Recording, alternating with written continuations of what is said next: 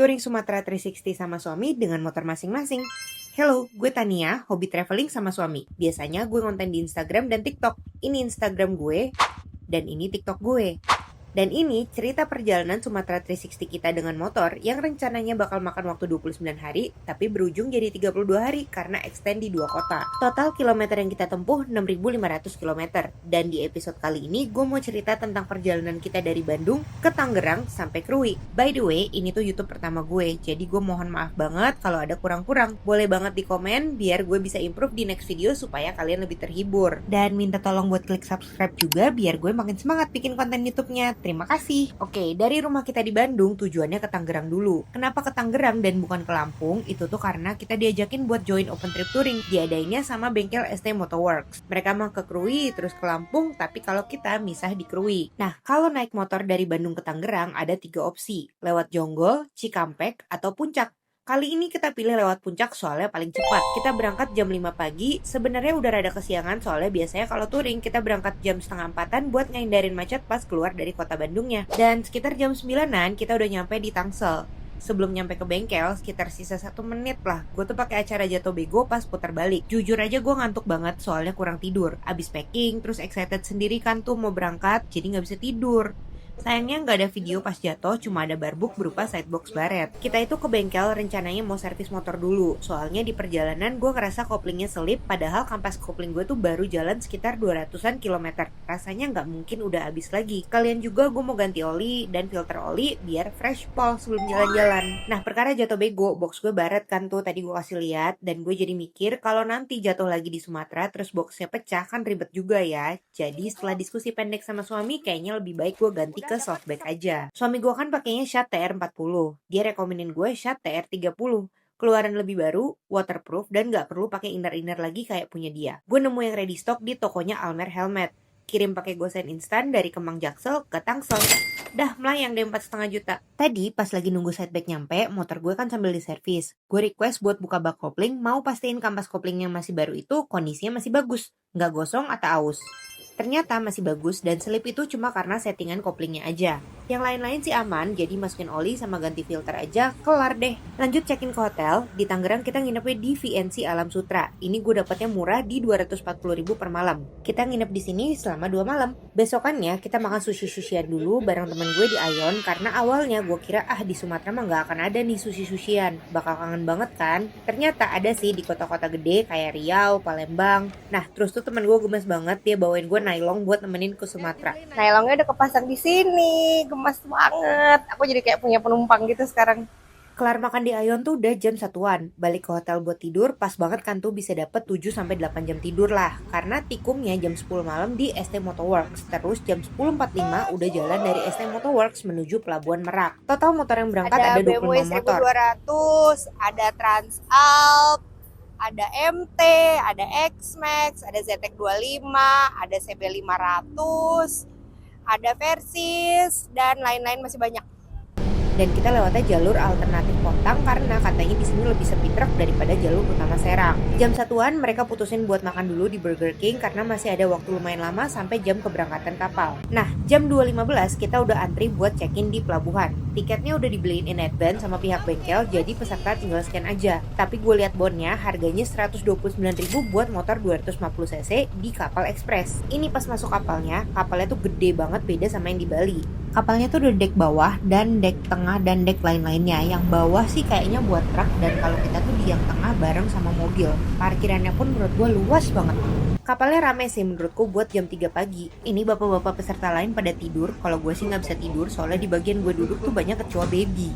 Tuh, ih. Saatnya keluar dari kapal. Puji Tuhan selama perjalanan arusnya tuh tenang, gak berasa ombang-ambing, dan motor-motor kita tuh gak ada yang jatuh sama sekali. Kita sih disaranin buat standar samping aja dan masuk gigi 1. Kebetulan emang motor kita si Suzuki V-Strom 250 itu nggak ada standar tengah. Dan kita juga nggak rencana untuk pasang sih. Nah, tadi tuh kan kita nyampe Pelabuhan Merak jam 2.15, naik ke kapal jam 3. Yang berarti loading, offloading, plus ngapung-ngapung di lautnya itu sekitar 2,5 jam. Karena jam setengah 6 pagi, sampai kita di tanah Sumatera. Yeay!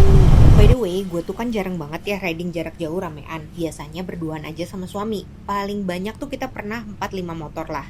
Nah, yang kali ini kan ada 25 motor tuh, itu dibagi dua grup, masing-masing satu RC. Grup 1 isinya yang moge-moge, dan 250cc yang mereka emang udah kenal dan tahu riding style-nya itu emang lumayan kenceng.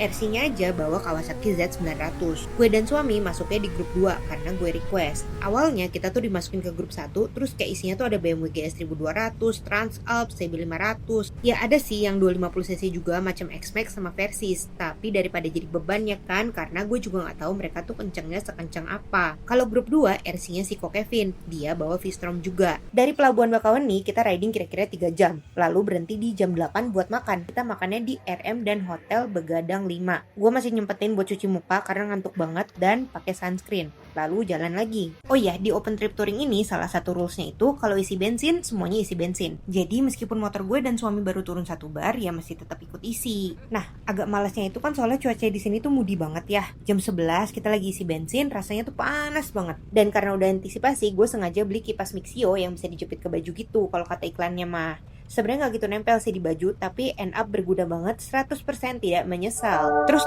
menurut gue yang asik dari open trip ini sih ada mekanik, si Afif. Yang ngebonjangin fotografer namanya Kae. Sama ada backup car juga yang fungsinya selain buat angkut motor, kalau kena trouble, dipakai juga buat angkut barang-barang peserta. Jadi peserta tuh nggak perlu bawa gembolan dan ridingnya jadi leluasa. Kalau gue dan suami sih tetap bawa gembolan, toh emang bakal pisah juga di krui, jadi males copot pasangnya. Kembali lagi ke cuaca mudinya Pulau Sumatera. Jam 12.06 masuk Kota Agung itu hujan. Di sini gue masih belum pakai jas hujan karena gue nggak mau nyetop rombongan demi pakai jas hujan. Bener aja jam 12.23 udah kering lagi. Dan kalau orang-orang bilang jalanan di Lampung itu jelek, ternyata benar adanya. Aspal banyak yang kokopek-kopek bopeng, tapi banyakan udah ditandain pakai cat. Si kakak yang bawa MT9 baik banget masih ngasih leg sign. Kalau ngasih leg sign sepanjang jalanan Lampung mah mohon maaf, nggak udah turun kakinya. Mood cuaca berubah lagi jam 12.51. Gue lupa ini daerah mana, tapi hujannya cukup deras dan akhirnya rombongan decide buat berhenti buat pasang jas hujan. Terus ya, gue juga nggak tahu kenapa setelah stop pakai jas hujan tadi, rombongan tuh kepencar-pencar. Di intercom pun udah nggak kedengeran. Jadi kita tuh ngelewatin Taman Nasional Bukit Barisan Selatan berduaan aja. Jalannya ada yang bagus, ada juga yang jelek, gejlak-gejluk kayak gini. Gue tuh kecewa banget soalnya monyet yang keluar cuma dikit. Soalnya kata orang kalau lewat sini tuh bisa ngeliat monyet banyak banget. Mungkin karena hujan jadi monyetnya pada ngumpet. Akhirnya jam 1:45 udah ketemu lagi sama dua motor dari rombongan ST Motorworks. Bapak yang bawa Vespa sama RC-nya si Ko Kevin. Dan jam 1:50 hujannya udah stop. Mulai ketemu sama monyet dikit-dikit. Terus gak gitu lama dari situ kita ketemu sama the whole rombongan dan gak kepisah lagi sampai akhirnya kita tiba di penginapan di Krui. Nyampainya tuh sekitar jam 3-an hampir jam 4. Penginapan juga udah include sama paket open tripnya si ST Motorworks ini. Nama penginapan yang di Krui itu Palma Beach Resort. Barusan gue cek di Google, rate per malamnya itu kurang lebih 1 juta. Letaknya pas banget di samping pantai dan laut. Ada kolam renang dan ini dia bentukan kamarnya. Terbuat dari kayu, lumayan cozy. Ya setelah aktivitas dari jam 10 malam kemarin harinya sampai jam 4 sore, which is total 18 jam sih, pasti enak-enak aja ya. Hehehe. Abis nyampe kita dikasih waktu buat rest, terus dipanggil buat dinner sekitar jam 7 malam. Udah disediain prasmanan gitu, included di paket open touringnya. Kelar makan, kita langsung tepar, soalnya bangun lagi sekitar jam 7 pagi buat sarapan, siap-siap, packing barang, loading, say bye-bye, karena disinilah kita berpisah sama grup ST Motorworks dan jalan berdua menuju Bengkulu dan kota-kota lainnya. Thank you so much udah ngeluangin waktu untuk nonton YouTube pertamaku. Once again, I'm so sorry buat kurang-kurangnya, dan kalau kalian enjoy, please klik subscribe, karena di next video aku bakal bahas journey kita dari Krui ke Bengkulu dan Muko-Muko. See you!